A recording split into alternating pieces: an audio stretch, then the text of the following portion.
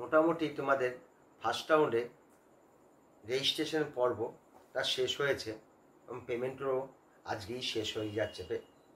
যাই হোক, অনেক ছাত্র প্রশ্ন করছে যে তাদের বিভিন্ন ধরনের প্রবলেমের জন্য ফার্স্ট রাউন্ডে অংশগ্রহণ করতে পারছে না, বিভিন্ন ধরনের, সেগুলো নিয়ে আজকে একটু আলোচনা করছি।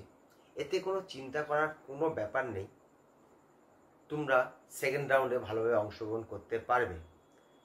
এইবার দেখো, কারোর অ্যাডমিট কার্ডে কারোর ভোটার কার্ডে গন্ডগোল ছিল, কোনো কারণে তাদের ওখানে লিঙ্ক ছিল না, সে গ্রামগঞ্জে থাকে, বা লাস্ট আওয়ারে সে কাগজপত্র রেডি করেছে বা ডকুমেন্টস ভেরিফিকেশন করতে পারেনি, গতকাল কলকাতার দিকে খুব বৃষ্টি হয়েছে, বিভিন্ন কারণে নানা রকম প্রবলেম তৈরি হয়েছে।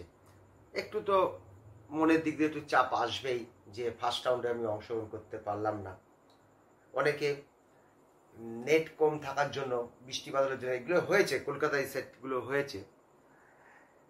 তাদের বলছি ভেঙে পড়ার কোনো ব্যাপার নেই, সেকেন্ড রাউন্ড আছে, থার্ড রাউন্ড আছে। তোমার নম্বর যদি ভালো থাকে, ওই কাট অফের থেকে 2-3 নম্বর যদি বেশি থাকে, কোনো রকম চিন্তা করতে হবে না। অনেক ছাত্ররাই প্রতিবারই তারা ফার্স্ট রাউন্ডে যায় না। ধরো তোমার সেই বছর 500 কাট অফ গেছে, তার 510 ছিল, ধরো তারা চোখ বন্ধ করে ঘুমায়, সেকেন্ড রাউন্ডেও যায়, এটা একটা কোনো ফ্যাক্টর নয়। এইবার বেশ কিছু ছাত্র শেষ মুহূর্তে ঠিক করেছে যে আমরা কাউন্সিলিংয়ে যাব। শেষ মুহূর্তে আমি তো বলি সকলেই অংশগ্রহণ করো, সকলেই বলতে যাদের মোটামুটি যে রেঞ্জটার মধ্যে কাট অফটা যাবে তার থেকে 20,000 অন্তত বেশি, অন্তত জেনারেলদের আমি অবশ্যই বলবো 50,000 অল ইন্ডিয়া র্যাঙ্ক হলে যাবে, ওবিসি এ বি এবং জেনারেলদের 50,000 র্যাঙ্ক অবশ্যই কাউন্সিলিংয়ে যাবে। এসসিরা অন্তত 1.5 লক্ষ অল ইন্ডিয়া র্যাঙ্কে যাবে, এসটিদের অন্তত 5.5 থেকে 6 লাখ পর্যন্ত অবশ্যই যাবে। কোন সময় কি হয় বলা মুশকিল, হয়তো শেষ মুহূর্তে 2-3টে কলেজ খুলে গেল, সিটগুলো বেড়ে গেল। গতবার কিন্তু এটা হয়েছিল ইডাব্লিউএস এর ক্ষেত্রে, তাই জন্য 69,000 কাট অফ গেছিল। মানে রবিবার দিন সকালে এই ব্যাপারটা নিয়ে বলবো, এবং কি কাট অফ যেতে পারে রবিবার দিন সকালবেলায় আমি একটা ভিডিও দেবো, সকলেই দেখবে। যাই হোক, এইবার প্রশ্নটা হচ্ছে অনেকেই যারা রেজিস্ট্রেশন করেছে কিন্তু এগুলো করতে পারেনি, তারা ওই রেজিস্ট্রেশন দিয়েই কিন্তু সেকেন্ড রাউন্ডে যেতে পারবে। এই আলোচনা আগে আমি বলছি, আমি তোমাদের কাছে একটা আবেদন করেছিলাম যাতে 31 থেকে 38 পর্যন্ত যাদের নম্বর এবং র্যাঙ্ক সেরকম পর্যাপ্ত পরিমাণে পাইনি, বিশেষ করে 38 এবং 37 আর 39দের একদমই পাইনি, একটা দুটো হয়তো পেয়েছি। আর এসসিদের হয়তো আমি ফাইনাল কাট অফটা দিতে পারবো না, এসসিরা একদমই কেউ দেয়নি। আমি বলেছিলাম 1,22,000 থেকে 1,35,000 মতন বা 36 মতন র্যাঙ্ক এবং নম্বরটা দিতে বলেছিলাম, তাহলে আমি একটা ফাইনাল কাট অফ দিতে পারতাম। এসসিদের বোধহয় দেওয়া যাবে না, কারণ আমি এগুলো হিসাবপত্র শুরু করেছি। বেঙ্গল র্যাঙ্কটা হয়তো 27 তারিখে বেরোবে, 27 তারিখে না পারলেও 28 তারিখে আমি একটা ফাইনাল কাট অফটা দিতাম। এসসিরা যদি শেষ মুহূর্তে দেয় তাহলে আমি এটা এগিয়ে নিতে পারবো।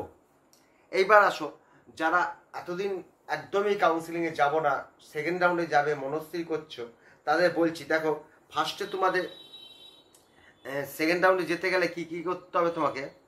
প্রথম তোমাকে সেকেন্ড রাউন্ডে যারা যাবে রেজিস্ট্রেশন তোমাকে করতে হবে, যেগুলো তোমার ডকুমেন্টসগুলো আছে অন্তত 12-13টা মতন আছে, সেগুলো ভেরিফিকেশন করতে হবে। যখন রেজিস্ট্রেশন করবে তখন তুমি জানতে পারবে কোথায় তোমাকে ভেরিফিকেশন করতে হবে, সেখানে ভেরিফিকেশনটা করতে পারবে। ভেরিফিকেশন করার পর তো সেখান থেকে তুমি ক্লিয়ারেন্স পাওয়ার পর চয়েস ফিলিং করে চয়েস লগইনটা করবে, তারপর তোমার হলো সিট অ্যালট হবে। এইটা একটা প্রক্রিয়া, আমার আগের ভিডিও দেখে না।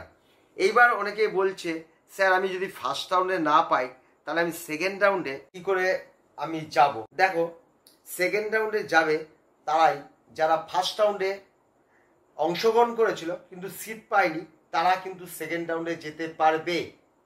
সেকেন্ড রাউন্ডে কারা যেতে পারবে, যে যা ফার্স্ট রাউন্ডে সিট পায়নি তারা যেতে পারবে, যারা সিট পেয়েছিল কিন্তু তাদের কলেজটাই পছন্দ হয়নি, তারা অ্যাডমিশনই নিতে যায়নি, তারা যেতে পারবে সেকেন্ড রাউন্ডে।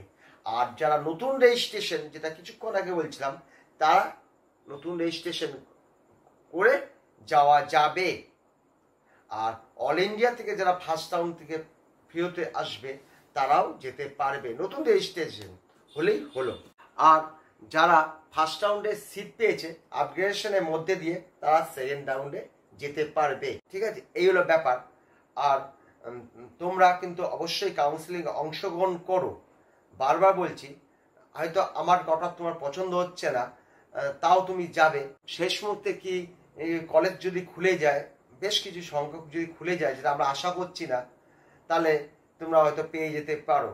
যে যাই কাট অফ দিক না কেন, আমিও যদি দিই না কেন, সেটা একটা শুনে রাখার মতন, গুরুত্ব না দিয়ে তুমি তোমার কাউন্সিলিংয়ে অবশ্যই অংশগ্রহণ করো। এইটুকুনি বলার ছিল। রবিবারে যে ভিডিওটা দেবো সেটা তোমরা সকলেই দেখো, আর সকলেই ভালো থেকো। যারা ভিডিওটা ভালো লাগলে অবশ্যই সাবস্ক্রাইব করো।